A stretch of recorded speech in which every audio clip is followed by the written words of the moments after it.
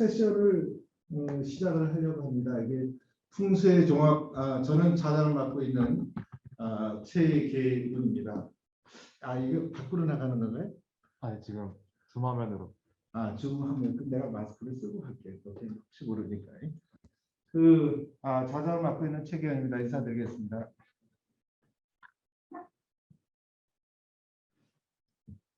지금 이주원 교수님도 오셨는데 아직 그렇게 안 오셨는데 한번 전화를 한번 드려봐 주시고 이영봉 주무관님 아직 도착을 안 하신 것 같습니다. 그래서 지금은 풍수의 생활권에 대해서 행정안전부에서 이것을 사업화를 현재 추진하고 있는데 이거에 대해서 저희들이 그 연구를 추진한 그런 하고 있습니다. 그런데 몇 년 동안 하면서 마스터 플랜을 가지고 기재부에서 어떻게 이것을 추진해 나갈 것인가 하는 거에 대해서 얘기를 하기 때문에 풍수의 종합 생활권 사업에 대해서 마스터 플랜안을 우리 김소연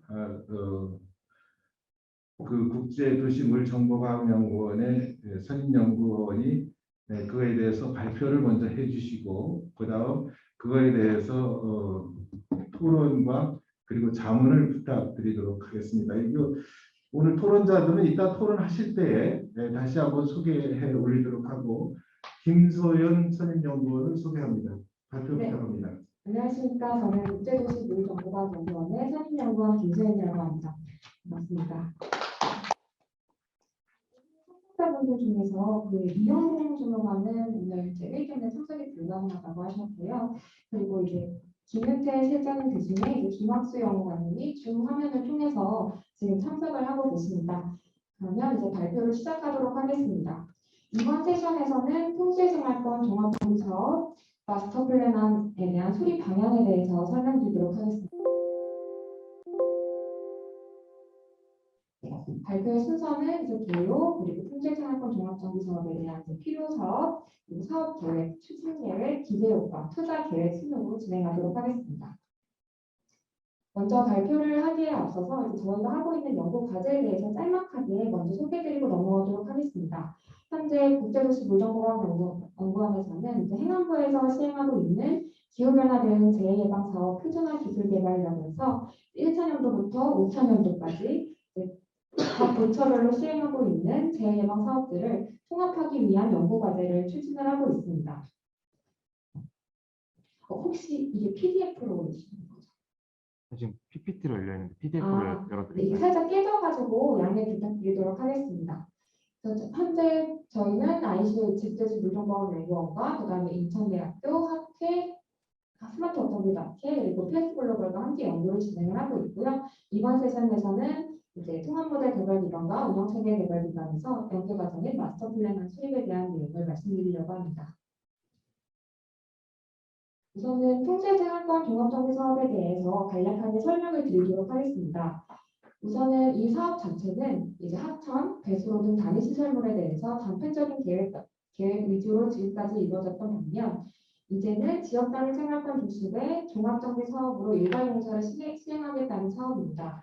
이에 따라서 이제 2018년도에 제도 개선 협의회 과제가 채택이 되었고 2019년부터는 시범 사업을 추진을 하고 있습니다.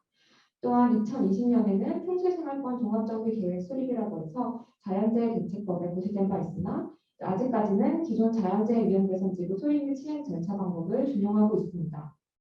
이에 따라서 행안부, 환경부, 국토부가 시행하고 있는 이제 개별 사업들이 원래는 개별적으로 추진이 되다가 이것을 일괄 공사를 하기 위해서 풍수생활권 종합정비 사업이 등장을 하게 되는데 현재 2019년부터 시작해서 정부 차원의 지속 투자가 확대되고 있고 추진 중에 있지만 이거에 대한 사업 종합 계획은 아직까지 부족한 실정입니다.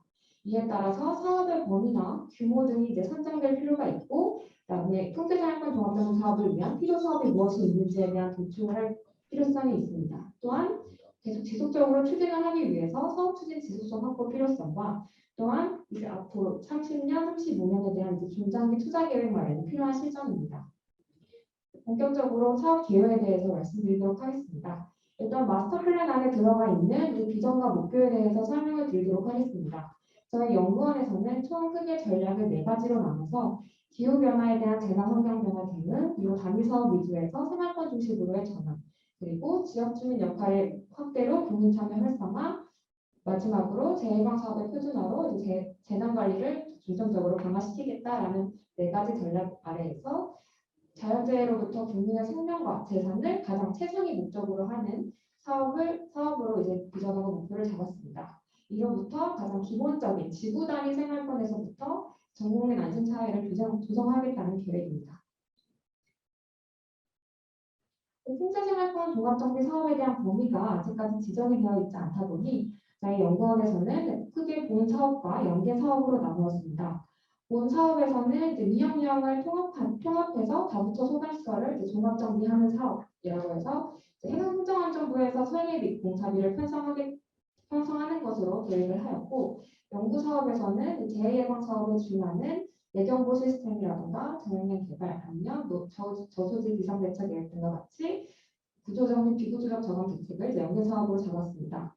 시간적 범위는 이제 자연재해 위험 개선 지구 사업과 마찬가지로 이제 5년마다 시행할 수 있도록 하였고, 또한 연계 사업은 통합적 계획 틀 안에서 관계부처 계획에 따라서 지자체별로 수행하는 것으로 계획을 잡았습니다. 또한 공간적 범위는 위험 개선 지구에 따르는 응명 규모의 지구 단위 또는 대규모 복합시설이나 위험시설 설치 지역으로 잡았습니다. 풍수생활권 종합정비 계획을 그럼 성격을 어떻게 지낼 것이냐에 대한 내용인데요. 마스터 플랜은 지역과 행정권 중심에서 이제 체계적으로 추진하기 위해 수립하는 종합계획으로 잡았습니다.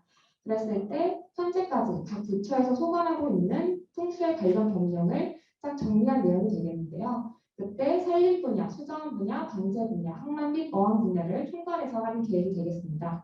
이제 풍수생활권 종합정비 계획에서는 국가 단위에서 국가 물관리 기본계획과 유형 물관리 종합계획을 검토해서 일관성을 유지하게끔 하였고, 유역 단위에서는 지역별 유역에 해당하는 단위 계획을 검토해서 정합성을 확보하도록 하였습니다.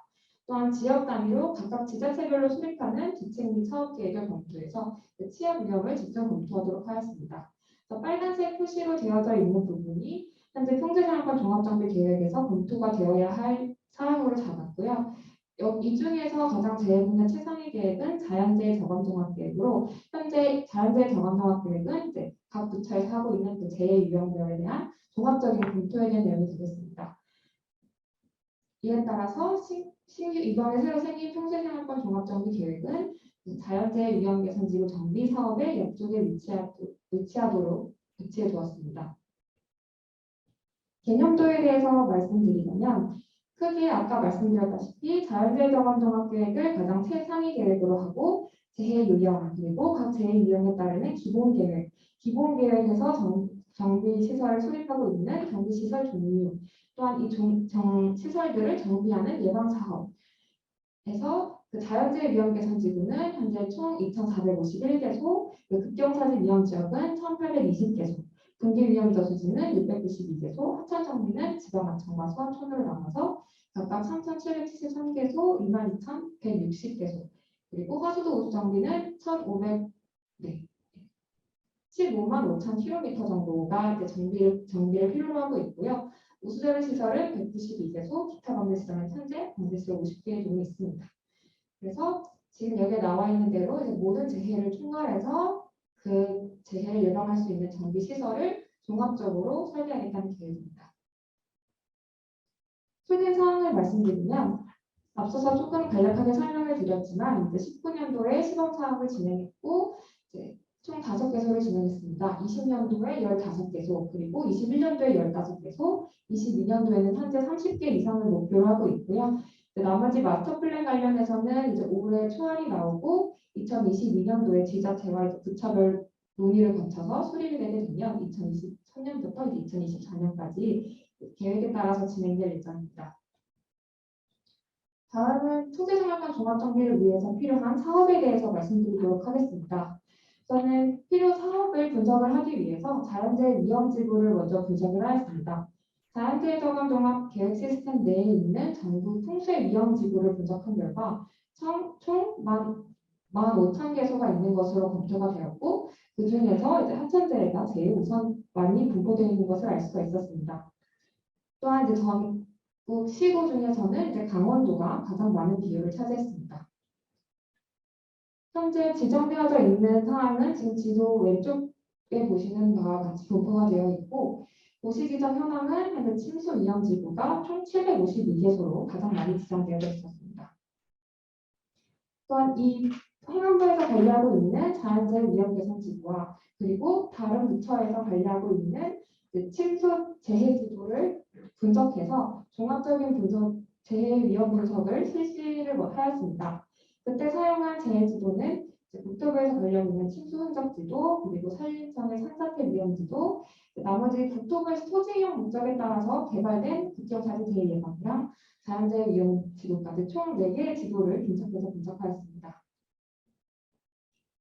그 결과 자연재해 위험 개선 지구는 도로명 조서로 되어 있어 노드의 역할을 하기 때문에 이걸 사업 면적으로 변환해서 그 폴리곤과 자연재해 위험 개선 지구에 대한 폴리곤을 설정하고 나머지 재해 지도를 폴리곤과 이미지화 시켜서 그거에 대한 조작 분석을 시행했습니다. 그랬을 때 각각에 대한 종작 개소는 이제 아래와 같아 있는 개소 수를 보시면 되겠습니다. 총 1,303개소 정도가 종작되는 걸로 알 수 있었습니다. 지금 앞서서 전해드린 바와 같이 현재 그 자연재해 위험 개선 지구 내에서 있는 다른 위험재해 위험들이 중첩되어져 있는 개소들이 정말 많다는 것을 알 수가 있습니다. 이거를 개선시키기 위해서 저희 연구원에서는 크게 재해 위험을 지형 유형별로 총 5가지로 나눠서 이제 시행하는 걸로 계획을 우선적으로 짰는데요. 첫 번째는 이제 도시형, 농촌형, 산지형, 해안형 그리고 이제 2개의 지형 요소가 복합되어져 있는 부분을 복합형으로 해서 총 5가지 유형별로 나눴습니다. 그리고 이 사업들을 진행을 하기 위해서 필요한 사업에 대한 연계 사업으로 일단은 소관시설에 대한 기비 구축 자체가 아직까지는 불명확하기 때문에 이거에 대한 데이터 확보 그리고 이 사업 이후에 후속 사업을 연계할 수 있는 모니터링 등과 같이 유지 관리가 필요하다는 것이었고요. 두 번째로는 아까 말씀드렸듯이 가장 이제 재해 위험을 종합적으로 분석을 하기 위해서는 이제 위험 지도를 이제 구축하는 것이 좀 더 보완이 되어야 된다고 할 필요가 있습니다. 특히 이제 해안이나 바람재해에 대한 검토는 아직까지 미흡하기 때문에 이 부분에 대한 그 연구가 진행돼야 될 것으로 사료가 되고요. 나머지 위험도 종합 분석 같은 경우 지금은 이제 재해 지도를 중첩 분석으로 시행했지만 사실은 이제 과거 재해 이력뿐만이 아니라 침수 예상도나 앞으로 미래 기후 변화에 대응할 수 있는 검토 작업들도 필요하기 때문에 정확도 향상에 대한 기여와 그다음에 우선순위를 선정할 수 있는 사업이 필요한 실정입니다. 또한 그것들을 한꺼번에 개발할 수 있는 이제 통합 시스템 개발 사업이라고 해서 시설 단위로 분산되어져 있는 데이터들을 이제 종합하고 비효율적 업무를 개선할 필요가 있습니다. 이 사업들을 어떻게 이제 2030년까지 계획을 할 예정인지 말씀을 드리도록 하겠습니다. 우선은 중단기와 장기 계획으로 나눠서 설명을 드리도록 하겠습니다. 중단기 같은 경우에는 5년으로 21년부터 25년까지 계획을 하였고 이때까지는 이제 행안부에서 선정했었던 155개소를 연계해서 진행하는 걸로 계획을 하였습니다. 우선순위는 먼저 재해지도 중첩 분석 결과 중첩 개소에 따라서 이제 선정이 되었으며 이제 중첩이 많이 된 수대로 이제 우선순위를 선정을 하였습니다. 선정된 지구들 중에서 이제 혹시 침수 위험 지구가 148개로 가장 많았고 행정구역에서는 이제 경남이 제일 많은 것으로 분석이 되었습니다. 또한 최종적인 종합 분석하고 우선순위 평가는 현재 진행하고 있는 연구개발 과제의 연구 성과를 여기 마스터 플랜에다가 적용해서 수립할 계획입니다.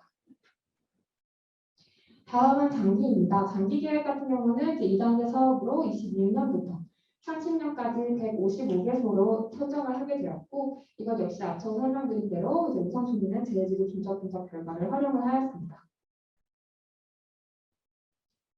다음은 추진 계획입니다. 각 부처별로 종합 사업들을 추진을 하기 위해서 이제 필요한 플로우 차트를 나타낸 화면인데요. 사전 검토에서부터 정비 사업 완료들까지 각각 행안부에서 해야 할 이제 오른쪽 우측에 있는 사항이 되겠고 이제 같이 연계할 각 부처별로 검토가 필요한 사항은 이제 좌측에다가 나타내었습니다. 그랬을 때 경영 지구 지정 및 고시에서 부처별로 관리하고 있는 지구들에 대한 지정이 있어야 사업을 수립을 할 수가 있을 수 있기 때문에 만약에 필요하다면 부처별 관리 지구 지정 및 고시에 대한 사항이 필요하겠고 사업계획 확정에 대해서는 각각 부처별 사업별로 추진 지침에 대한 기준, 관리 지침에 대한 기준이 이제 별도로 나와 있다 보니까 이것에 대한 협의가 필요할 것으로 예상이 됩니다. 또한 기본 및 실시 설계에서는 각종 행정 규칙 그리고 전차용 등 영향평가 및 안전 진단이 필요할 경우 이 경우에 협의 사항이 필요할 수 있겠고 사당 검토 시에는 각종 인허가, 지작물 이전 협의 그리고 이제 그 부처 대행 이용 물론 전문가들이 필요하기 때문에 사당 검토 위원회가 필요할 것으로 사료가 됩니다. 그래서 요 페이지는 관계 부처별로 그 추진 모식도를 나타낸 사항이 되겠고요. 이것에 대해서 지속적으로 추진을 하기 위해서는 통제생활권 종합정비사업 추진단이라는 것을 안을 마련을 했습니다. 여기에서는 이제 재해예방사업 사업 추진 지침 이제 2021년에 도안이 됐는데 이때 사업조기 추진단 구성 인원을 활용하되 통제생활권 종합정비사업을 위한 역할하고 구성을 보완하는 방식으로 제안을 하였습니다. 그랬을 때 신규라고 되어져 있는 부분이 이제 통제생활권 종합정비사업을 위한 파트가 되겠고요. 이것을 위해서는 이제 사단검토위원회 그리고 통계상권 종합정비사업 추진본부 또한 실무 추진단을 두는 것 그리고 이제 각각 역할도 지정을 해두었습니다. 이 사업을 통해서 얻을 수 있는 기대 효과를 한번 정리를 해봤습니다. 현재 진행하고 있는 통제생활권 종합정비사업에 대한 사례를 검토해 보았는데요. 각각 시범사업, 타당성 조사, 그다음에 기본 및 실시 설계를 수행했었던 보고서를 검토를 하였습니다. 먼저 시범 지역에서는 고창군, 고창역 도심들을 먼저 분석을 하였고, 이 대상 지역 같은 경우는 이제 종합정비대책안을 마련해서 각각 957억 원에서 804억 원 정도의 예산 절감이 있는 것을 확인을 하였습니다. 총 약 116%의 절감이 되었고요. 타당성 조사에서는 부안동 공소지역 한만 부분을 이제 분석을 하게 되었고 이때에는 중복 사업을 최소화해서 부처 모조 사업 공동 추진할 경우에 약 13.6%가 절감하던 것을 분석하였습니다. 마지막으로 이제 기본 및 실시 설계였었던 영동국 영유명, 개시리 거령리 일원에서는 각각 중복 공정이나 시설 부재비를 최소화할 경우 이제 472억 원에서 총 375억 원으로 약 20.6% 절감할 것으로 예상이 되고요. 그래서 평균적으로는 약 17%의 절감 효과를 나타낼 수 있는 것으로 분석이 되었습니다. 또한 잠재복구 비용 절감을 이제 국립재난안전연구원에서 수행한 바 있는데요. 재해예방 사업에 따른 잠재복구 비용은 이제 투자액의 한 3배에서 4배 정도의 효과가 있는 것으로 검토가 되었고 아래쪽에 비용 편입비를 보시면 최소 2배에서 9배까지 효과가 있는 것으로 검토가 되었습니다. 그다음에 마지막으로 투자 계획에 대한 사항입니다. 소요 제한 및 연도별 투자 계획을 말씀드리도록 하겠습니다. 먼저 기존 사업 시행하고 있는 19년부터 21년 이전부터 22년까지에는 기존 사업 계획을 반영을 하였습니다. 행정안전부에서 지금 현재 추진하고 있는 이제 8년 동안의 요율을 적용해서 유지하도록 하였고 1단계 사업으로 저희 연구원에서는 앞으로 23년부터 25년까지 신규로 추가를 하게 되었습니다. 그랬을 때 저희 행안부 검토 약 400억 원 규모로 우선순위를 선정해서 지정한 지구들이 되겠고요. 그리고 기존의 8차년 계획을 이제 5차년으로 단축해서 진행할 것으로 계획을 세웠습니다. 그래서 1단계 사업에서는 이제 총 총계가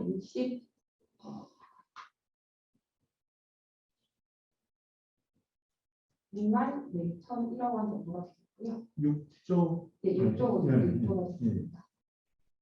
이제 엄청나게. 그 2단계 사업에서는 이제 26년부터 총 30년까지가 되겠고요. 이제 1단계 사업과 동일하게 5차년 계획으로 이제 수립을 하였습니다. 그 외에 그랬을 경우 2단계 사업까지 했을 경우 이제 팔조 구청. 8조 9천이 팔조 9천이 되고 나머지 이제 유지관리 사업 같은 경우에는 이제 통제사용권 사업 이후에 추진사업 성과 극대화나 이제 시설물에 대한 유지관리를 위해서 추가를 하였습니다. 전체까지 총 다 합하게 되면 이제 23년까지 신규 사업부터 시행해서 이제 30년까지 시행을 할 경우에 그러면은 이게 네, 밑에는 9조 150억 원. 네. 농담이 따라 익숙한 정보가 아니기 때문에. 네, 맞아요. 너무 큰 거기 때문에 회장님만 네, 어원까지만 보다가 조언까지를 해가지고 네, 연계 사업 같은 경우에는 이제 별도로 225억 원을 해서 할 계획으로 세웠습니다. 네, 마스터 플랜안에 관해서는 네, 발표는 여기까지입니다. 경청해 주셔서 감사합니다.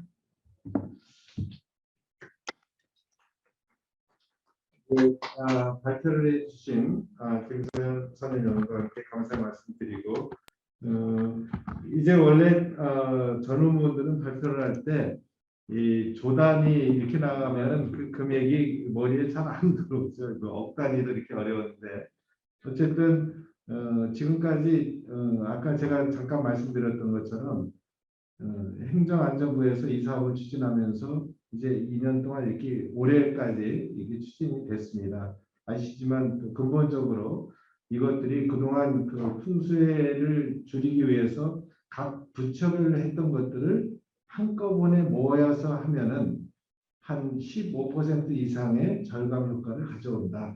그래서 이제 생활권을 묶어서 이렇게 하고 하나의 사업은 400억 원 이상 이렇게 이제 정리가 되는 내용인데 그러면 이것들이 1년, 2년 하는데 기획재정부에서는 과연 이게 몇 년까지 줄 것이고 언제까지 마무리할 것이냐 이런 거에 대해서 요구가 있어서 현재 이와 같은 마스터 플랜을 하게 되었고 이제 여러분들의 자문을 받아서 정리가 되면 올해 말까지 이것이 행정안전부의 마스터 플랜으로 확정될 그런 계획을 가지고 있습니다. 그래서 한번 좋은 의견을 좀 부탁의 말씀을 드리도록 하겠습니다. 여기 오셨던 분들은 우선 그 이주원 중부대 교수님 그동안 행정안전부의 여러 사업이나 환경부의 사업들 그리고 각종 마스터 플랜을 많이 해오셨기 때문에 먼저 토론을 좀 부탁을 드리고 어떤 부분이 좀 부족한지 어떤 부분이 괜찮은지 이게 정리돼서 얘기를 해주시면 그 나머지 그 토론자들의 의견을 듣도록 하겠습니다. 그리고 이주원 교수님은 현재 중부대학교의 담당 교수님으로 계시고 특별하게 이런 수해라든지 강업 이런 데 전문가로 활동을 하고 계십니다. 이주원 교수님 부탁드립니다. 네, 감사합니다. 먼저 말씀드릴 수 있는 기회를 주셔서 감사드리고요. 김소연 선임께서 발표하신 내용 이제 좀 보고 어저께도 좀 들어보고 그랬는데 그 누구나 보더라도 이제 제 쪽에 관련돼 있는 업무를 하시는 분들이면 가장 필요한 사업이 이 풍수의 생활권 정비 종합 정비 사업이라고 얘기를 하는 것 같아요. 지금에 와서는 이걸 제가 왜 이렇게 그냥 립 서비스 차원에서 드리는 말씀이 아니라 지금 각 위협별 위협 물관리 종합 계획이 수립이 되고 있거든요. 이제 국가 물관리 종합 계획이 수립이 된 지 지금 한 달 조금 지났고요. 근데 제가 한강 위협 물관리 종합 계획에서 지금 수립 중인 내용, 이따 오후에 여기서 시도 간담회가 있긴 한데 그 내용을 보시면 가장 중요한 부분 중에 하나가 뭐냐면은 첫 번째가 이거 거기는 5가지를 다룹니다. 물 안전, 물 이용, 물 환경, 그다음 거버넌스, 물 산업. 이제 한강 물관리 종합 계획이에요. 그 1번이 물 안전이거든요. 물 안전의 첫 번째 전략이 뭐냐면 도시의 안전한, 그러니까 홍수의 안전한 도시와 하천의 교통이라는 거고요. 그만큼 이제 한강 유역에는 메가시티들이 많이 위치해 있고 그 도시들의 홍수 대책이 이제 주요한 대책의 하나다 이렇게 얘기를 하고 있고 그 홍수의 안전한 도시와 하천의 조성을 위해서 한 4가지 정도의 또 세부 전략이 있는데 보면 빗물 관리 부분이 있고요. 그 다음 또 하나는 지자체별 지방하천과 소하천의 정비율을 제고하는 게 있고요. 그 다음 또 3번째가 바로 상습 홍수 범람 구역에 대한 그 관리를 별도로 이제 마련하는 그런 것들이 이렇게 한 4가지 정도가 구비가 되어 있습니다. 근데 거기에 나오는 것 중에 하나가 바로 뭐냐면은 국가계획과 그다음 그러니까 국가물관리계획과 유형물관리계획과 또 지자체의 물관리계획이 연계성을 가질 수 있는 풍수의 이 바로 이 사업을 이제 적극적으로 좀 추진하는 걸 한강유역에서 앞으로 전담해서 추진하겠다. 그만큼 이 사업이 갖는 이제 중요성이 굉장히 크다고 보는 거죠. 그래서 일단 그 지금 마스터 플랜이 전체적으로 아주 뭐 명료하고 또 예산까지 아주 어려운 부분까지를 잘 맡아주셨는데요. 근데 이제 제 생각에는 한 2가지 정도 제가 이제 좀 조언을 드리면 조언일지 아니면 그냥 좀 한번 이 이름의 문제는 좀 한번 고민이 필요합니다. 이제 풍수해라는 얘기는 결국 우리 많은 걸 이제 대상으로 하는데 사실 우리 적은 부분도 이제 지자체에서 좀 고민이 필요하거든요. 그래서 이제 풍수의 종합대책이라는 거 외에도 가뭄이라든가 로우플로우라든가 뭐 산사태라든가 풍수해와 관련 없는 자연 재난까지도 포괄할 수 있는 국가계획과 지방계획을 연계할 수 있는 그런 네이밍 문제를 한번 이건 마스터 플랜이니까 한번 장기적으로 한번 고민해 보시는 게 어떨까 그런 생각을 했고요.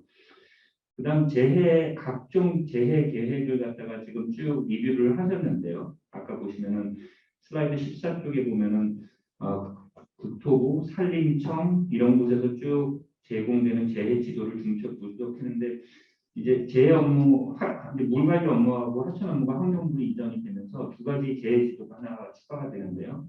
하나는 이제 홍수 위험 지도라는 게 하나, 그건 이미 지금 개공 및 서비스가 되고 있고요. 그럼 조만간 올 말부터 가뭄 취약 지도라는 게 전국 베이스로 나가고 이제 재해 위험 지도는 유역별로 나가고 하천별로 나가고 국가하천, 지방하천별로 나가고요. 그다음 그러니까 홍수 위험 지도는 그다음 또 도시하천은 별개로 구분이 됩니다. 국가하천, 지방하천, 도시하천. 그래서 그런 것들에 대한 재해 위험 지도의 중첩도 한번 나중에 한번 고민하니까 여기다 좀 한번 언급해 줄 필요가 있고 가뭄 취약 지도도 이 가뭄 취약 지도가 지자체에서 수립하는 자연재해 저감 종합 지구에서 선정되는 지구하고 다른 개념으로 지금 가뭄 취약 지도가 만들어지고 있거든요. 환경부에서요. 근데 이게 바로 이제 갭이라는 거죠. 국가정부와 지방정부의 갭이라는 거죠. 왜 가뭄을 평가하는데 국가가 평가하는 취약 지역하고 지자체가 평가하는 취약 지역이 다르냐는 거. 이런 것들을 잡아주는 게 풍수의 저감 이 생활권이 종합정비계획이기 때문에 풍수의 생활권 종합정비계획이기 때문에 그런 것들에 그러니까 우리가 영어로 seamless라고 끊어지는 곳이 없게끔 해주는 역할을 하는 게 얘니까 얘는 이 어떤 지침의 어떤 아주 디테일한 부분을 잡아주는 게 강점이기보다는 끊어지는 부분이 없는지를 찾아보고 그걸 연결해 주는 게 이 지침의 강점인 것 같아요. 제가 그래서 그런 차원에서 좀 한번 접근하는 게 어떨까 그런 생각을 한번 해봤습니다. 가장 중요한 거는 제 생각에는 그 우리나라가 뭐 저는 행정 전문가는 아니지만 지방행정, 지방자치단체가 잘 되어 있다고들 얘기를 하는데 저는 개인적으로 재해에 대해서는 지방자치단체가 가장 안 돼 있는 것 같아요. 국가 방역상수도 의존율이 아직도 70% 가까이 되고 있고요.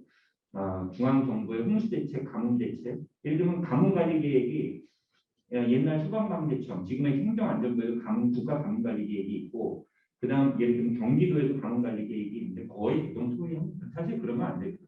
좀 이 테일러메이드 돼 있는 지방에 맞춤형 관리계획이 있어야 되고 그 계획과 국가계획은 아주 부드럽게 연계가 돼야 되고 그 연계를 맡아주는 게 바로 이 풍수의 생활권 종합정비계획이기 때문에 그런 끊어진 부분들을 찾는 게 연결고리를 찾아주는 게 그 좋은 미션이 아닐까 이렇게 한번 말씀을 드리겠습니다. 네. 감사합니다. 네네, 이재원 교수님 역시 그 전문가들한테 좋은 지적을 많이 해주셨습니다.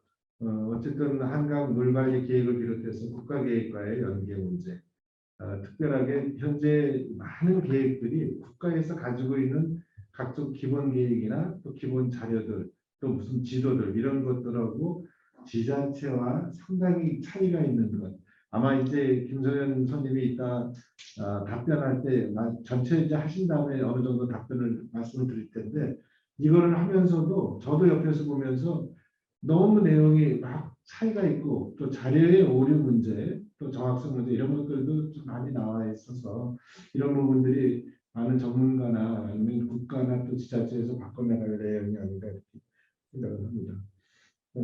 두 번째 토론 이렇게 쭉 한번 돌로 나가고 다시 한번 말씀을 드리도록 하겠습니다. 이렇게 순서대로 좀 이렇게 하면 좋겠고요. 김정식 도화 엔지니어링 상무님, 제가 얘기했을 때 그 엔지니어링 회사에 어느 분이 좋으냐라고 해서 행정안전부에 추천을 받은 분들입니다. 그래서 정보를 못 오신 분들은 또 대신 부탁을 드렸지만 우리 김정식 상무님 도화 엔지니어링에서 또 풍수의 부분에 대해서 많은 실제 설계나 이런 부분이 했었기 때문에 좋은 토론을 부탁드리겠습니다.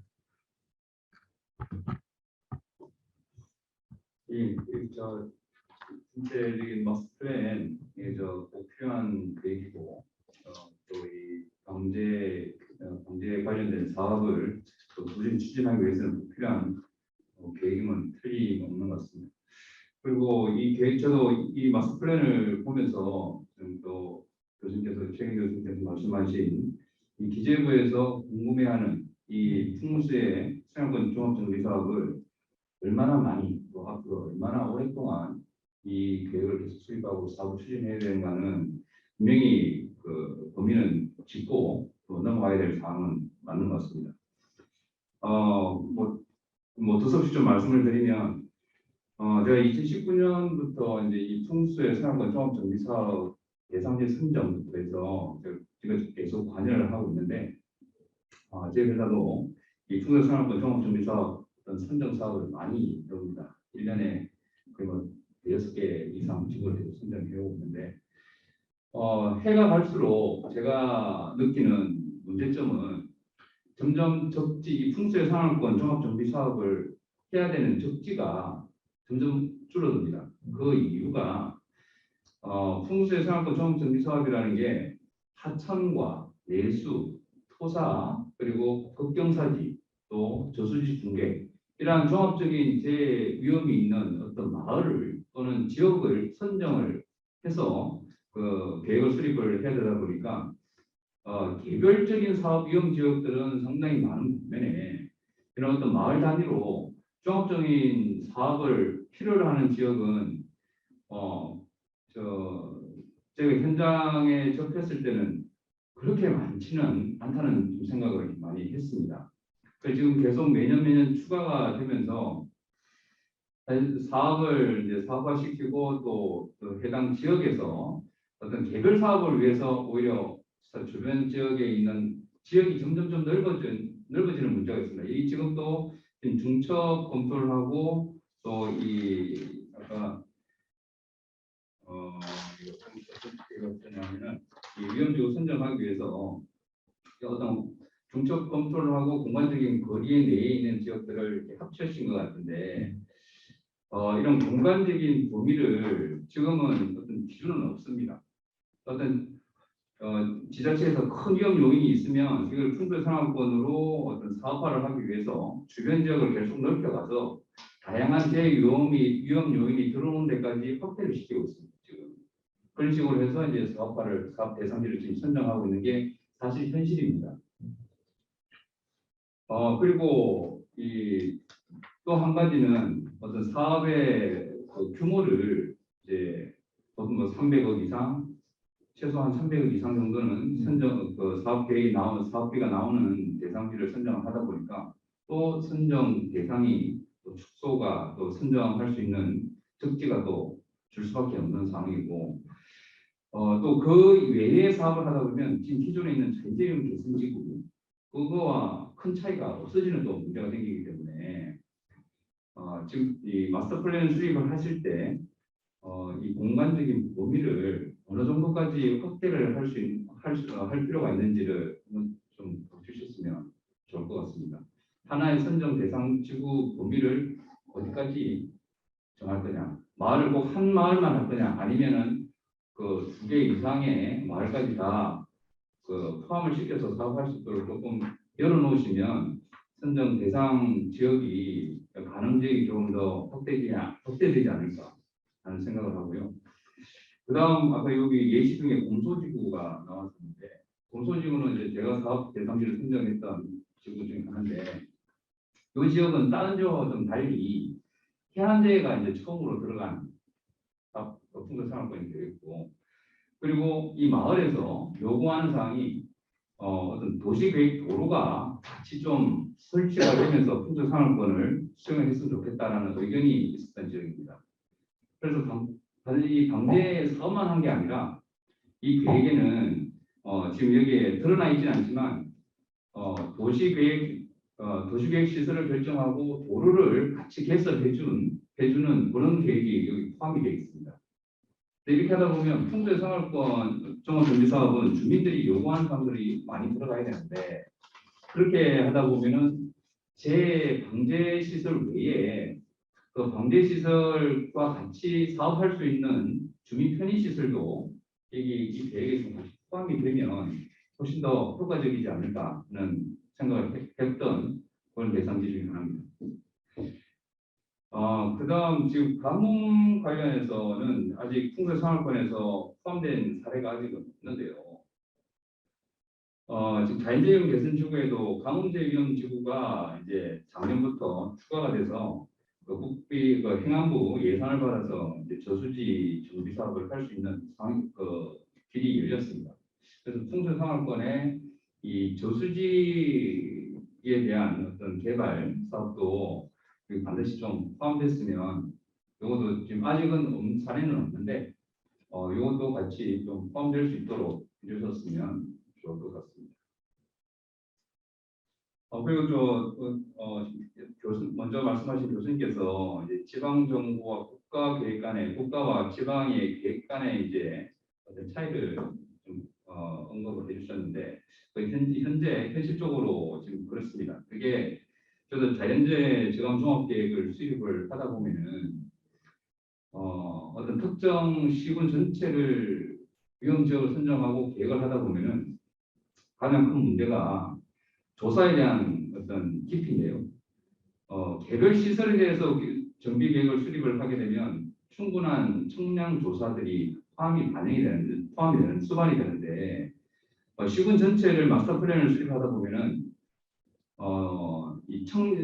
상세한 조사를 할 수가 없는 상황이 대부분입니다. 그러다 보니까 어떤 계획에서의 어떤 현실과 계획의 괴리가 생기게 되고 또 국가 단위 계획은 사실 그보다 더 많은 괴리가 생길 수밖에 없는 상황입니다. 큰 틀에서만 계획을 수립하다 보니까 지방정부에서 수립해놓은 계획과 차이가 날 수밖에 없는 거고 지방정부에서도 어떤 디테일한 계획을 세우고는 싶지만 지금 이 풍수생활권 종합정비사업은 지역 현안 사업을 많이 포함하다 보니까 지자체에서도 예산을 세우려고 노력을 많이 합니다. 반면에 국가에서 세워놓은 계획을 지방정부가 받아서 구체화시킬 때는 100% 지방비만 가지고 세워야 되는 방이고 또 거기에 있는 계획이 현실화될 때 국비를 지원을 받을 수 있는 길이 열려 있어야 지방정부에서도 노력을 하지 지금 행정안전부에서 하고 있는 전반적인 방향은 계획은 해당 지자체에서 수립을 하고 거기에 대한 사업비는 지원해주는 형태인데요. 이 풍수생활권을 그 계획을 수립을 한다 그러면 이 마스터 플랜에서는 전 지역을 시군에 있는 계획을 전체 다 선정을 해놓고 그걸로 이제 앞으로 추진을 하실 건지 아니면 지금처럼 공모사업 형태로 어떤 시군에서 발굴해서 올리면 국비를 지원할 수 있는 대상을 선정해주는 그런 과정인지는 조금 제가 아직 궁금한 사항 중에 하나인데 만약에 마스터 플랜을 수립을 해서 장기 2030년까지 풍수생활권 종합정비 사업을 할 대상 지역을 다 선정을 해놓는다면은 지자체에서는 뭐 좋을 수도 있는데 오히려 중간중간에 새로운 사업을 하고 싶은 지역들이 누락되는 경우도 얼마든지 생길 수는 있을 것 같습니다. 그래서 그것도 좀 염두를 해주시고 계획을 수립해 주시면 감사하겠습니다. 저도 지금 좀 두서없이 말씀을 드려가지고 아무튼 이 계획을 보고 이 마스터 플랜에서 지금 포함을 시켜야 될 어떤 꼭지가 있으면은 한번 알려주시면 제가 거기 좀 더 추가적인 코멘트를 하도록 실무적인 측면에서 하도록 하겠습니다.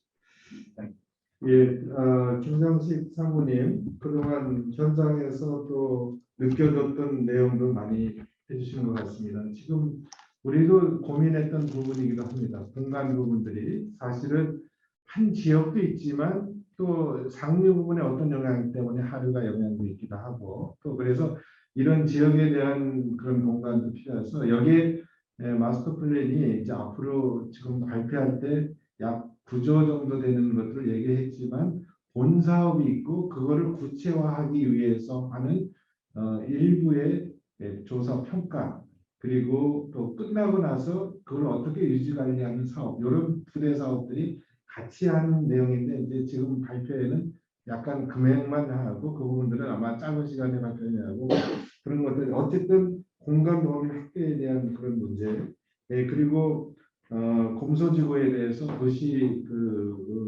계획과 같이 도로 같이 연결 이 부분이 나중에 제가 한 번 더 말씀드리겠지만 도시계획하고 같이 연계해서 이것이 추진되는 이유가 또 하나 말씀 한번 드리려고 하고 있고 또 공모 사업이냐 아니면 이 마스터 플랜 해놓고 그 안에서 그 기본 바탕 안에서 공모 사업하는 게 행정안전부의 현재 계획이다 이렇게 저도 말씀드리면서 정리 한번 하도록 하겠습니다. 어쨌든 나머지 부분에 이따 발표 내용 좀 듣도록 하고요. 그 다음에는 우리 중앙방재 엔지니어링의 박영숙 대표님 그동안 이산이라든지 또 이런 데에서 그동안 엔지니어링 사업 많이 하셨고 또 안전에 대해서 그동안 일을 많이 하시는 박영숙 대표님의 토론을 부탁드리겠습니다. 네, 박영수입니다. 우선 그 ICH의 김소연 연구원이 고생 많이 하셨습니다. 제가 얘기할 거는 우리 그 김정식 상무가 얘기했던 거의 중복되는 게 좀 많은데요. 네. 첫 번째는 그 마스터 플랜 사업하면은 그 부처별 사업을 통합해서 사업을 하는 것을 가지고 마스터 우리가 풍세생활권 이렇게 얘기를 하는데요. 그 풍세생활권은 기존에 지금 행정안전부에서는 사업비를 대략 한 400억 이상 이렇게 잡았습니다. 잡고 재위험지구는 보통 300억, 400억 미만 되는 걸 재위험지구 이렇게 잡아서 지금까지 해오고 있었는데요. 또 과거에 500억 이상 되면 또 예비 타당성 조사를 해야 되기 때문에 이런 것도 재위험지구는 예비 타당성 조사가 면제가 됩니다만은 이것도 굉장히 이제 선정하는데 이제 애로사항이 좀 많이 있었죠. 그다음 두 번째는 이거를 그 풍세생활권의 적지를 찾기가 굉장히 어렵다는 게 이제 우리 김정일 사무도 얘기를 했는데 저도 똑같습니다. 이게 어떤 생활권의 반경이 어디까지 갈 거냐. 근데 제2위험지구는 굉장히 숫자가 많지만 그 많은 거를 예를 들어서 20km, 30km, 40km 떨어진 데를 같이 반경으로 묶을 거냐. 이건 안 된다는 거죠. 그래서 반경은 어디까지 해야 되고 그 거리를 어느 정도 유관을 두게 되냐. 하여튼 이게 굉장히 중요한 것 같습니다. 제가 또 조금 전에 말씀드렸던 400억 이상 되다 보니까 굉장히 지방자치단체나 그쪽의 국회의원들이 이 사업을 수주하기 위해서 굉장히 노력합니다. 또 압력도 굉장히 세지고요. 이런 부분을 일단 뒤에 또 나오겠습니다. 보고 그런 부분이 있어서요. 번역별을 묶을 때 이걸 반경을 거리를 어느 반경까지 되게 되냐 뭐 이런 것도 마스터 플랜에 좀 포함이 돼야 되지 않겠냐는 생각이 들었고요. 두 번째는 이걸 가지고 우리가 뭐 선정을 30개소 이렇게 얘기를 하셨는데요. 30개소 얘기를 이걸 가지고 우리가 봐서 BYC가 그렇고 BYC 대 높은 지역만 우선 선정한다는 것도 선제적 무리가 있습니다. 이거는 지역별로 안배라든가 위험지구가 많은 지구 이런 걸 가지고 좀 선정을 해서 지역별 안배라는 것도 굉장히 필요한 것 같고요. 그다음에 이거 하나는 제가 말씀드려야 될지 모르겠는데요. 우리가 좀 위험지구라는 표현을 많이 씁니다. 침수 위험지구, 고립 위험지구, 전부 위험이라는 말을 쓰는데 이거 여기 마스터 플랜하고는 좀 상관없을 것 같아요. 위험이라는 말은 좀 가능한 너무 남발하는 것 같아요. 사람의 목숨이 왔다 갔다 하지 않는 위험이라는 말을 쓰면 좀 안 되는데 공격이 침수되는 것도 전부 위험지구입니다.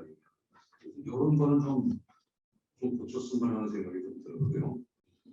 그다음에 그 부처전의 설계 예를 들어서 내수 침수하면은 행정안전부에서 기준하는 방제 성능 목표하고 하수도 시설 기준하고는 설계 기준이 맞지가 않습니다.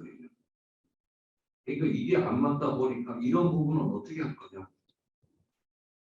그러니까 이 부처적 기준이 예를 들어서 뭐 하수도가 지선 간선에 따라서 빈도가 틀리죠. 근데 행정안전부에서는 그 지역의 방제 성능 목표를 가지고 있다 보니까 상당히 큰 갭이 있습니다. 근데 거기가 이제 방제 성능 목표가 대다수 크게 나타나는데 이런 부분을 그럼 어떻게 줄일까요?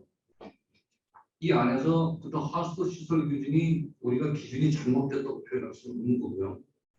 그때 방제 성능 목표도 행정안전부에서 내는 게 잘못됐다고 하는데 잘못되지는 않았다고 하는데 그 두 개가 차이 나는 갭을 저는 생각을 이렇게 했어요. 그럼 둘 중에 하나는 틀린 거 아닙니까? 그런데 사실 틀린 거다 방제 우리는 행정안전부에서 이 사업을 하다 보니까 방제 성능 목표 하수도 시설 기준이 성능 목표보다 분명히 작은데 이 차이 나는 거는 그 안에서 내수 침수라든가 저리지라든가 무슨 비구조적 대책이라든가 구조적 대책, 비구조적 대책을 동원해서 이거를 커버를 해야 된다고 생각하거든요. 그래서 이런 부분도 좀 해주셨으면 좋겠고요. 그 다음에 풍수의 생활권 조미상 종합정비사업의 그 페이지 23쪽에 그 추진단을 만들었다고 하는데요. 과연 이 추진단이 가능하겠냐는 얘기입니다. 저는. 이게 어떤 비밀 보장이 완전히 돼야 되는데 이게 제가 조금 전에 말씀드렸던 400억 이상 되니까 되다 보니까 지방자치단체에서 예를 들어서 도지사가 야 이번에 우리 국비 좀 많이 따와 또 시군 국회의원들이 찾아와서 계속 자기네 지역에 많이 넣어달라고 하는데 추진단을 만들어가지고 장기적인 훈련을 가지고 한다고 모르겠는데 단위 사업을 이렇게 하면은 이게 과연 되겠나 하는 생각도 들었어요. 이건 완전히 진짜 아무도 모르게 비밀 얘기해야 됩니다. 이거는. 하여튼 이런 부분 좀 말씀을 드리고요. 그 다음에 그 개벌 발주를 하는 것보다 공동 발주를 하면 뭐 중복 공정이 감소되는 데서 17% 정도 감소된다. 이건 뭐 당연한 거 아니겠습니까? 그런데 제가 조금 전에 말씀드렸듯이 이 사업비가 이 400억 이상 되다 보니까 400억이면 적은 돈이 아닙니다. 이게 굉장히 지자체에서는 큰 돈이거든요. 그래서 이거는 뭐 당연히 이렇게 해야 될 것 같고 그 다음에 그 마지막으로 한 가지만 더 말씀드리고요. 그 재해 쪽에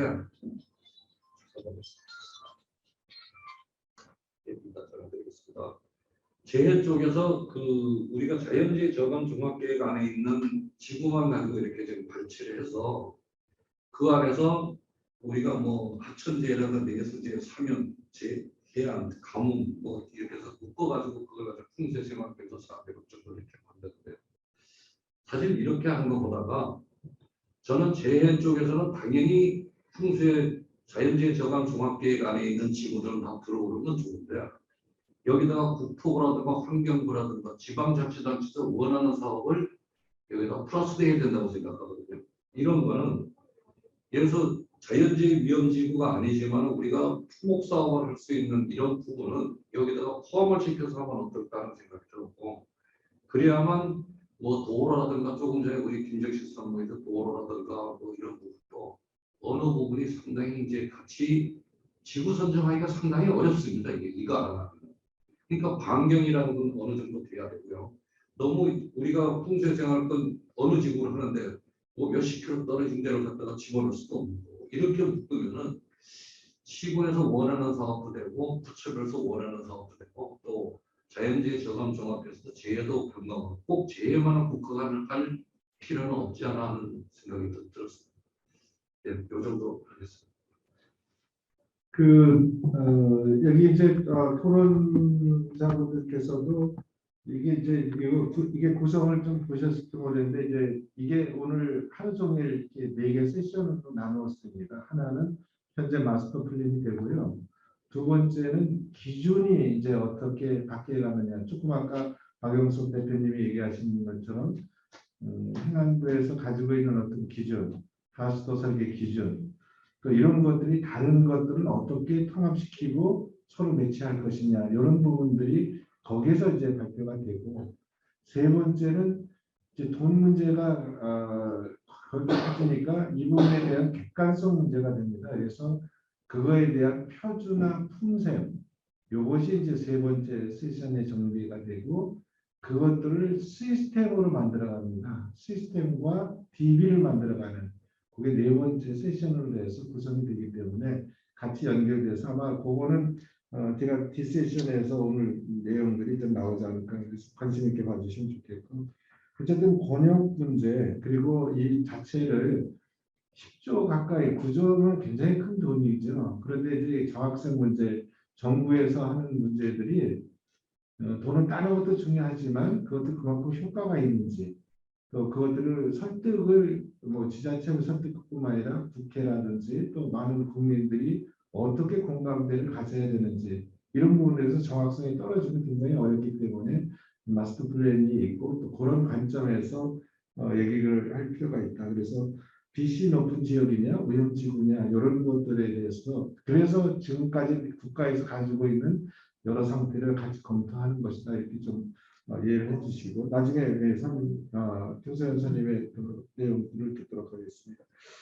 그 다음에는 현재 줌으로 연결이 되어 있습니다. 현재 국립재난안전연구원의 김학수 연구관님이 현재 연결이 되어 있는데 지금 김학수 연구관님 혹시 네, 연결이 되면 좀 발표를 부탁드리겠습니다. 네. 네, 감사합니다. 네. 오늘 저희가 그 김윤태 들리시나요? 네네. 소리는 들리고요. 한 30초, 10초만 여기 얼굴 한번 저희들이 뵈면서 같이 할게요. 네. 네. 우선 그 준비하는 동안에 본인 소개 좀 해주십시오. 예. 네, 안녕하십니까. 저는 그 연구원 방재연구실에서 근무하고 있는 김학수 연구관이라고 합니다. 오늘 저희 그 방재연구 실장님이 참석하시기로 되어 있으셨는데요. 갑자기 오늘 오전 10시에 갑자기 차관님 보고 일정이 잡혀가지고 제가 그 대참하게 되었습니다. 이 부분 양해 부탁드리겠습니다.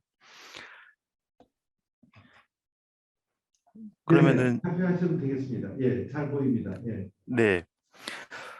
이제 그 풍수의 생활권 종합 정비 이 사업은 이제 어느 정도 학계와 산업계와 부처 내에서도 그 예방 사업으로서의 중요성이 인식되어 가고 있는 상황인 것 같습니다. 그래서 이러한 그 사업의 안정적인 정착과 업무 전반에 대한 기준을 마련하기 위한 연구 과제가 오늘 김소연 선임 연구원님께서 발제해 주신 마스터 플랜이라고 생각을 합니다. 우선 그 이주원 교수님과 박연석 대표님, 김정식 상무님께서 좋은 말씀을 많이 해주셔서 저는 간단하게 하나를 좀 여쭤볼 게 하나 있고요. 그리고 나머지는 간단한 코멘트로 마무리하도록 하겠습니다. 그 첫 번째는 이제 그 발제 그 내용 중에 이제 이러한 그 풍수의 생활권 종합 정비 사업으로 인해서 기존의 분산 투자 방식에서 통합 집중 투자 방식으로 바뀌었을 경우에 투자 효과가 약 한 17% 정도까지 저감될 수 있다는 수치를 제시해 주셨는데요. 이제 저희는 이제 그 부처 내에서 자료를 작성하다 보면 수치에 좀 민감해질 수가 있는데 이러한 그 수치가 그 나오게 된 어떠한 그 투자 효과 분석에 대해서 조금 상세한 설명을 좀 부탁드리고 싶습니다. 그리고 나머지 부분은 그 기존 슬라이드에서는 그 기존의 그 정비 사업의 차별성을 상당히 깊게 심도 있게 분석을 해 주셨다고 생각을 합니다. 하지만 그 제 개인적으로는 지금 그 국토부나 환경부에서 추진하고 있는 그 하천 정비 사업이나 하수 관거 사업 뭐 깊게 들어가면은 환경부의 물순환 선도도시 사업, 그리고 도시침수 예방 사업 등과 같은 이러한 중복성이 우려되는 사업들과의 관계 정립을 위해서 타 부처의 관련 사업을 좀 더 분석을 할 필요가 있지 않나라는 개인적인 생각이 들었고요. 그리고 어떠한 이 마스터 플랜에 대해서 장기적인 비전 제시도 중요하지만 사실 현 단계에서 이 저 제도를 정착시키고 안정화시키기 위해서 좀 조금의 노력이 필요하지 않을까. 예를 들면은 지금 현 단계에서도 어떠한 그 기본적인 업무 프로세스에 대한 가이드라인이나 그리고 실제 그 지자체에서 업무를 수행하시는 분들께서 거의 2년 주기로 순환보직을 하시기 때문에 어떤 이런 경험이나 업무의 숙련도에서 상당히 떨어지는 부분들이 있습니다. 그래서 저희가 장기적으로 마스터 플랜을 꾸려서 나갈 비전을 제시하는 부분도 중요하지만 현 단계에서 좀 더 저희가 이 제도를 안정적으로 정착시키기 위한 또한 그 기초적인 그 연구도 좀 필요하지 않을까 하는 생각을 해봤습니다. 이상입니다. 네네. 김학수 연구님 부탁드립니다. 어쨌든 국립재난안전연구원에서 또 이런 부분에 대해서 계속 연구를 해왔기 때문에 같이 협력해서 노력하면 더 좋을 것 같고요.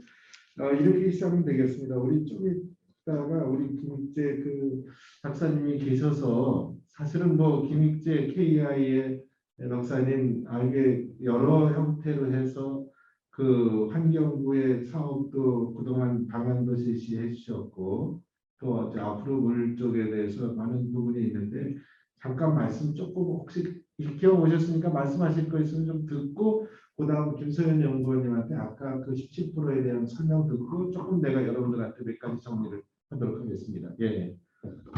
네, 사실 이 세션을 듣기 위해서 아침 일찍 출발해서 왔는데요. 세동에서 밤늦게 어제 왔고, 네, 사실 그 토론보다는 질문이 있는데, 지금 말씀해 주셔가지고 지금 현재 그 환경부하고 국가물관위원회에서 물 분야 법정 계획을 준비하려고 하는 논의가 되고 있고요. 그 과제를 제가 지금 수행하고 있는 중에 있습니다. 제가 구체적 말씀을 못 드리겠지만은 아마 11월 중으로 아마 제가 그 과제 발표가 끝나면 후속적으로 어떻게 될지 좀 더 구체적으로 나올 것 같은데 제가 드리고 싶은 말씀은 아까 연구관들 말씀하셨고 앞에 토론자분들 말씀하셨다시피 가장 업계든 학계든 정부에 있는 같은 공무기관에 간에 국민 안전이 가장 큰 중요한 것이기 때문에 어느 부처 가든 간에 국민 안전과 경제적인 손실을 방지하는 방을 당겨도 지나치 없는 것 같습니다. 다만 혹시나 이런 그 부처 간에 여전히 있는 칸막이 내지는 협력하면 더 잘할 수 있는 부분이 있고 그냥 법적인 기준 외에 조금 더 플렉시빌리티를 잊어버리지 않을까 그런 좀 우려가 있는 것 같고요. 제가 기대하는 바는 이제 세계 부처가 통합해서 한다는 것은 가장 바람직한 일인 것 같은데 혹시나 이제 여전히 그 그림을 불구하고 옛날 저희가 전문가들께서 많이 시작하셨던 국토부의 생태천 조성 사업하고 환경부의 생태천 보건 사업이 이수와 치수와 또 침수로 또 구분되어서 됐던 그런 정책의 오류가 반복되지 않도록 하는 방법은 무엇인가? 전문가들께서 공정하게 보실 때, 객관적으로 보실 때 그런 것이 무엇인지, 또 사업계가 하고 있는 그런 이익에 피해는 안 주되 오히려 그 일거리를 더 창출할 수 있는 논의가 뭔지가 좀 고민이 필요할 것 같은데 그런 법률들 하는 중에서 이제 지금 행안부에서 하는 풍수의 부분을 좀 배우러 왔는데 질문자께 좀 한번 여쭙고 싶은 거는 발표 초반 때 지난 6월 달에 국가물관 기본 계획에 대해서 공부를 하셨다고 이제 하셨는데 정합성과 부합성을 지금 풍수의 생활권 정비 사업 혹은 아니면은 자연재해 저감 종합계획 어떻게 지금 부합성을 확인할 수 있는지 조금 더 큰 설명이 가능하시면 말씀 감사드리겠습니다. 또 혹시 제가 뭐 세상 끝나고 나도 제가 설명드릴 게 있었으면 제가 도와드리고 더 배우겠습니다. 네, 감사합니다. 제가 생각하기에는 어쨌든 그 김익재 박사님하고 우리 김소연 선임하고 끝난 다음에도 여러 가지 의견을 나눴으면 좋겠고요. 제가 말씀하셨던 거에 굉장히 공감하는 게 있습니다. 대한민국의 정부는 하나입니다.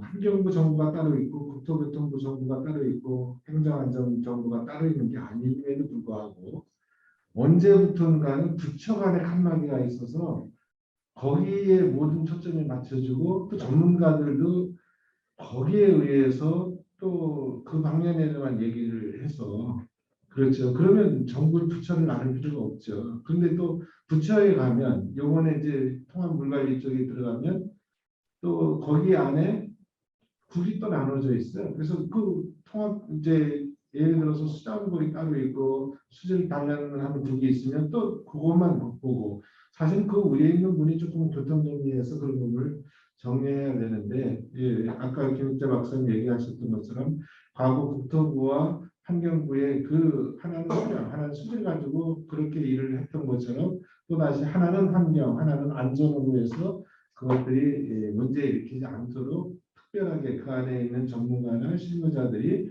그런 부분들을 올바른 관점에서 정리를 해달라 하는 것도 굉장히 맞을 것 같고요. 우선 그 김선 연구님 아까 그 17% 그런 부분에 대해서 어떻게 만들어진지 또 나머지 그 토론에서 얘기해 주신 거 정리하면 제가 나머지 5분을 정리하도록 하겠습니다. 예. 오늘 정말 좋은 말씀 많이 해주셔가지고 먼저 감사하다는 말씀을 드리겠습니다. 어떻게 쭉 정리하면서 저도 이제 마지막으로 아까 질문 주셨던 거 말씀을 드리도록 하겠습니다. 일단은 먼저 그 국가지자체 계획안의 연구에 대한 대립성에 대해서 얘기를 해주셨고요. 방금도 이제 질문을 하셨다시피 사실 원래는 이제 국가물관리기본계획을 검토를 안 했었다가 국립재난안전연구원에서 자문을 받을 때 그거에 대한 이제 국가 단위의 사업 계획을 어떻게 연계할 거냐, 중복성과 상충되는 부분, 그리고 이제 여기서 가져가야 할 차이점은 어떻게 둘 거냐에 대한 이제 질문하고 자문이 있었습니다.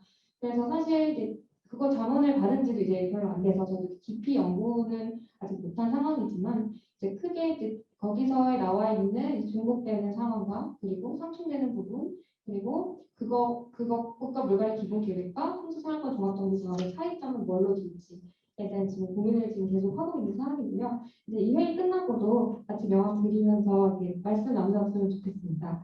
그리고 이제 두 번째로는 말씀해 주셨다시피 그 적지 선정에 대한 문제, 공간적과 그다음에 어떻게 선정할 것인지, 지정할 것인지, 추가 공모해야 될 것인지에 대한 문제도 이제 앞으로 연구를 진행을 하면서 우선순위 선정 근거와 그거에 대한 구체화를 시켜야겠다는 생각을 하게 되었고요.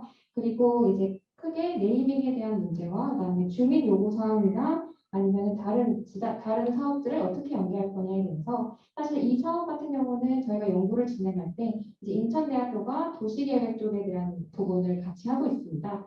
그렇다 보니까 2000년도 때부터는 저희가 생활 SOC나 그 도시재생 연계 사업 등과 같이 주민이 요구하는 사항이 있을 경우에 그것을 포함시킬 수 있도록 하는 것이 이제 저희 연구 사업의 최종 목표가 되겠고요. 그리고 이제 마지막으로 아까 질의 주신 그 효과에 대해서 추정 효과에 대해서는 이제 사실 저희가 크게 가장 4가지 파트로 나누고 있는데요. 설계 기준, 설계 품질, 통합 시스템, 운영 체계 이렇게 4가지로 나누고 있습니다. 그 투자 효과에 관련된 부분은 설계 품질에서도 한번 다루겠지만 제 계략 사업비를 산정을 해서 투자 효과를 산출하는 결과가 되겠고요. 이 계략 사업비는 각각 그 보고서에 나와 있는 소관 시설별로 그리고 그 소관 시설별 그 부처가 가지고 있는 그 부처별로 계산하는 설계 품질 그리고 엔지니어링에서 사용하는 설계 품질 그리고 타당성 조사 시에 사용하는 설계 품질들을 사용을 해서 그거에 대한 단위당 예쁜 계략 사업비를 산정을 하였고 그걸로 계산했을 때 이제 차이점을 본 건데요. 그거에 대한 그 일괄 사업을 했을 경우, 개별 사업을 했을 경우에는 이제 중복 사업이나 아니면 공종별로 좀 차이가 있을 경우에 어떤 게 조금 더 빠지고 어떤 게 뭐 추가되었는지 이런 부분을 검토를 했는데 이거는 이제 설계 품질에서 아까 계략 사업비를 어떻게 산정했는지 그리고 그걸 그 시설들의 범위를 어느 정도로 지정을 했는지를 이제 발표를 드릴 예정이어서 이제 그때도 만약 관심이 있으면 많이 참석 부탁드리도록 하겠습니다. 그리고 아까 말씀하셨다시피 그 사업 단계별 업무 가이드라인과 이제 매뉴얼 같은 경우도 이 저희 운영 체계 팀에서 이제 사업 단계별로 나눠서 각 사업 단계별로 필요한 가이드라인과 이제 매뉴얼을 제작하는 연구를 진행을 하고 있는데요. 그래서 아마 거기에서 이제 그 사업 단계별로 필요한 가이드라인, 그다음 매뉴얼이 저희 연구의 최종 성과가 되기 때문에 이 부분도 이제 추후 2차년도, 3차년도 가면서 좀 보완해 나가도록 하겠습니다. 이상입니다. 예, 그 17%를 나왔던 것은 기존 설계했던 것들을 별도로 할 때와 네, 같이 했을 때의 금액을 그 설계 기준에 의해서 산출을 해보니까 그 정도 차이가 있었다 그런 거죠? 네 맞습니다. 예, 그런 거를 다시 한번 정리를 해보고 기존에 설계했던 부분에 대해서 별도하는 각각의 지침에 대한 설계 품성에 대해서 정리하는 거고 이런 부분들이 조금 정리를 더 해볼 필요가 있겠고요. 그 제가 이제 시간이 딱 이제 5분밖에 안 남아서 제가 이제 여기 계신 분들과 같이 정리를 해본다면 이거를 같이 준비하면서 가장 어려웠던 부분들이 데이터가 다 틀린다는 겁니다. 네, 아까 여러분들이 김정치 선생님도 얘기도 하셨고 박영수 대표님도 얘기를 했습니다. 그럼에도 불구하고 그걸 일단 정리해보자. 맨날 남의 데이터가 다 틀렸다고만 얘기하면 앞으로 5년, 10년 후에도 똑같습니다. 그래서 정확하지 않은 거는 바꿔나가야 되고 새로 하는 것도 새로 한 분이 이 사업에 참여한 분들이 고쳐나가도록 바로 본인들이 고치고 거기 스크린에서 정리해 나가겠다. 정확도를 향상하는 부분들이 같이 있습니다. 두 번째는 이 마스터 플랜을 통해서는 이제 어쨌든 재정적인 문제가 되기 때문에 안정적으로 정부나 또는 지방정부가 이제 재정을 투자하도록 이렇게 정리를 하고 또 이걸 통해서 필요한 국회라든지 정리를 하되 나머지 그 기준이나 또는 품셈이나 이런 것들을 잘 정리해서 그걸 시스템으로 만들어서 아까 박영수 대표님이 굉장히 어렵다고 얘기를 하셨는데 로비로 해서 하는 것이 아니라 그래도 비교적 과학적인 근거가 있게끔 해서 좀 정리를 해야겠다. 그렇게 해서 상당한 부분들을 거기 시스템에 넣어서 금액을 산출하도록 이렇게 만들어 나갑니다. 그래서 품셈도 두 종류로 만들어지겠죠. 물론 이제 다음 세션에 얘기를 드리겠습니다만 사전에 타당성 조사 장면에서는 계약공사비들을 기준을 제시합니다. 예를 들어서 거기에 뭐 하수도를 몇 미터를 폭을 얼마하고 크기를 얼마인데 몇 미터를 할 경우 어떻게 하느냐. 그리고 지하에 댐을 만들 때는 어떻게 하느냐 방법이 그리고 구조적과 비구조적에 대해서 방법이 많은데 이것들을 지금은 거의 엔지니어 회사들은 본인이 했던 부분들을 정리를 그대로 하는 게 많이 있습니다.